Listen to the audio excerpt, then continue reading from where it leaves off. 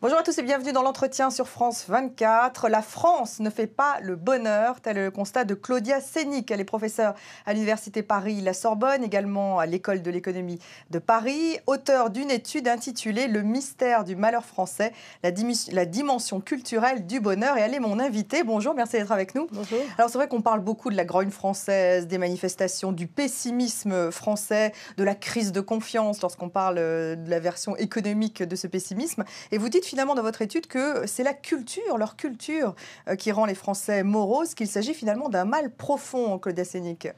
Oui, en fait, depuis qu'on peut mesurer le bonheur en le quantifiant, c'est-à-dire en demandant aux gens de se situer sur une échelle de bonheur, eh bien, donc depuis les années 70, on constate toujours que la France, les Français en moyenne sont beaucoup moins heureux que la plupart des autres pays européens.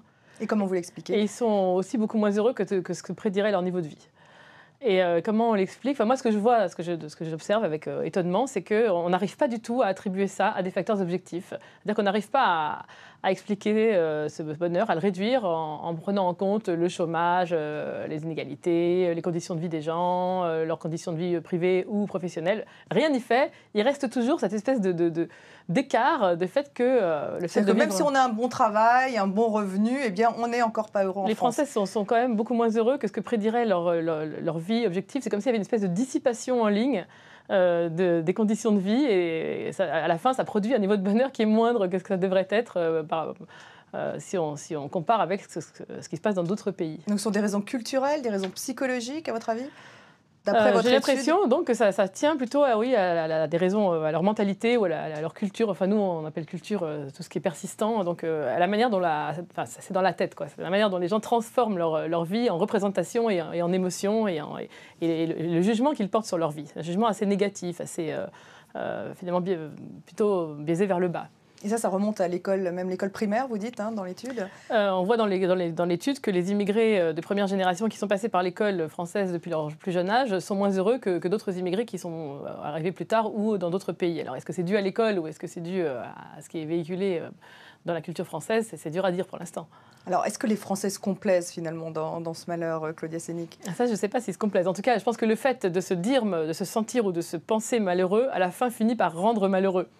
Je pense que ce n'est pas purement une manière de parler, c'est vraiment quelque chose d'émotionnel. La preuve, c'est que quand on mesure les émotions, les sensations des gens en leur demandant est-ce que hier vous êtes senti souvent joyeux, calme, détendu, au contraire stressé, nerveux, angoissé, on peut mesurer un espèce d'état émotionnel. Et bien pareil, les Français sont vraiment en queue de classement en termes de bien-être émotionnel.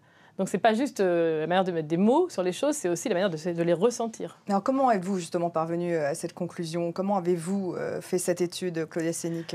Est-ce qu'elle est scientifique, on peut dire ? J'espère. En tout cas, j'ai pris une grande enquête européenne qui commence en 2002 et qui va jusqu'en 2010, et dans laquelle il y a plein de pays. Et il y a 1000 personnes par pays par année.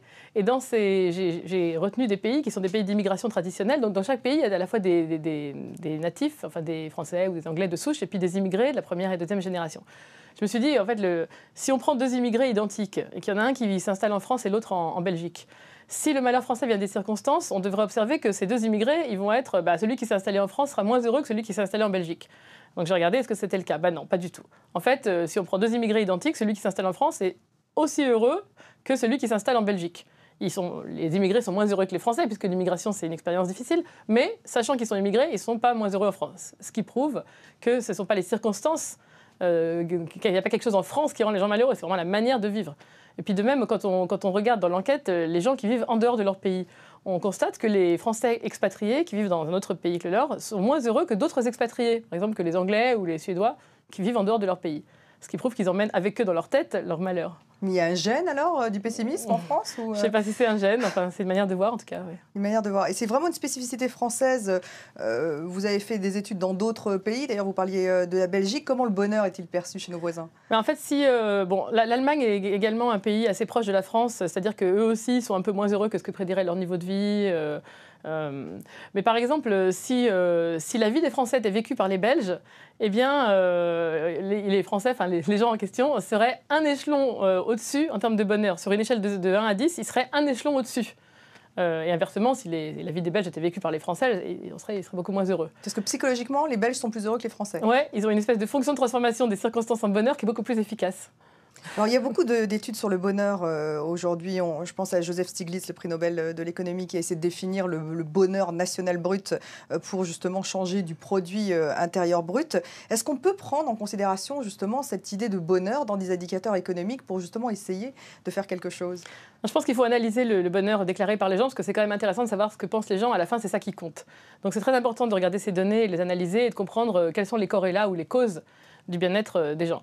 Donc oui, il faut relever ces données, il faut les avoir dans les enquêtes, etc. Après, de là à construire un bonheur un national brut, un chiffre unique par pays qu'on mesure chaque année, là, ça irait un peu loin parce qu'on a quand même envie de savoir quelles sont les différentes dimensions du bonheur. Mais alors justement, vous parliez de ce pessimisme. Est-ce qu'il y a tout de même un lien entre croissance et bonheur ? Il y a un énorme lien entre croissance et bonheur, pour deux raisons. La première, c'est que le niveau de vie des gens est très, très, très fortement lié au bonheur ressenti.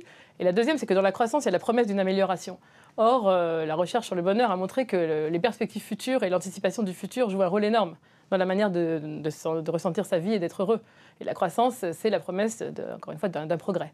Mais donc, manifestement, ça n'est pas suffisant, puisqu'en fait, le pessimisme français n'est pas arrivé avec la crise, hein, c'est ce que vous dites. C'est-à-dire que les Français sont quand même, je ne dis pas qu'ils sont à 0, ils sont quand même à 7,2 en moyenne sur une échelle de 0 à 10, mais ils sont moins heureux que ce qu'ils devraient. Alors, quand il y a de la croissance, ils sont plus heureux, quand il n'y a pas de croissance, ils sont moins heureux, mais de toute façon, ils sont un peu en dessous de ce qu'ils pourraient être. Ceci dit, j'ai regardé dans les données de 2002 à 2010, il y a quand même une détérioration de la moyenne du bonheur français qui est plus forte que dans les autres pays. Dans les 10 dernières années, donc. Ouais, alors, qu'est-ce qu'il faudrait faire, justement, Claudia Sénic ? Vous parlez tout de même du système éducatif. Alors, est-ce qu'il est en cause ou pas, tout de même, ce système éducatif en France ? Là, on rentre dans le domaine de l'interprétation. Hein. Ce n'est pas quelque chose que je peux affirmer sur la base de... C'est pas, comme vous dites, scientifique. Mais enfin, on voit que les gens qui passent par l'école, effectivement, sont moins heureux. Qu'est-ce qu'il faut faire ? Il faut changer de point de vue. Il y a deux choses qui jouent dans la manière d'être heureux. Il y a, d'une part, à quelle aune de référence on se compare, et d'autre part, vers quel horizon on va. Donc l'aune de référence, visiblement, elle est extrêmement exigeante et peut-être que les gens ont l'habitude de toujours se penser comme étant assez médiocre par rapport à une exigence forte. Donc ça, c'est l'estime de soi. L'estime de soi, la confiance en soi, et ça a certainement un rapport avec l'école. Et puis par ailleurs, il y a l'horizon vers lequel on se projette. Est-ce que le monde, ce monde dans lequel on est ce qu'il nous offre des perspectives qui sont attrayantes, enthousiasmantes et vers lesquelles on va avec joie, avec bonheur ? Il y a les deux choses. Donc ça, c'est lié à la prise de risque également ? C'est lié à la prise de risque, au fait d'avoir envie de s'engager dans ce monde. Est-ce qui nous plaît ? Est-ce que c'est nos valeurs ? Est-ce qu'on est capable ? Est-ce qu'on a les outils ? Est-ce qu'on peut partir à l'aventure ? Quel type d'outils faudrait-il par peut-être exemple, améliorer ? La connaissance du monde, la connaissance des autres, le fait de parler plusieurs langues étrangères. L'enseignement des langues, vous pensez le monde globalisé, on est dans un monde globalisé, il faut pouvoir y être. Le français n'est plus la langue internationale. Et l'enseignement de la géographie, par exemple, de l'histoire, ça on le... Oui, on enseigne la géographie, l'histoire... oui, ça, dans ce domaine-là, je pense pas qu'il y a de... Non, sur l'école, je sais pas. Enfin, là, encore, c'est une interprétation. Mais moi, je pense que l'école française est trop unidimensionnelle. C'est-à-dire que tout le monde va à l'école maintenant jusqu'à un âge assez avancé. Et on évalue les gens uniquement dans une certaine dimension, vraiment très abstraite, quoi. En gros, les maths et le français. Et donc, tout le monde ne peut pas être très, très, très performant et excellent quand il y a une seule dimension qui sert d'aune d'évaluation. Il faudrait un peu diversifier, quoi, les champs et les talents reconnus. Donc diversifier, plus de langues, plus d'anglais. Plus de langues, plus d'art, plus de sport, plus de créativité.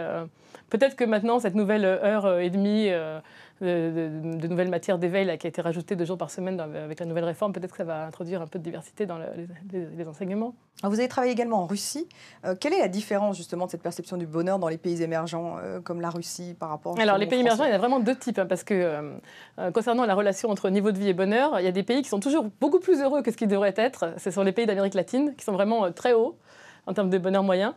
Et puis il y a les pays anciennement socialistes qui sont vraiment beaucoup plus bas que ce qu'ils devraient être, donc ils sont vraiment beaucoup moins heureux que ce que prédirait leur niveau de vie.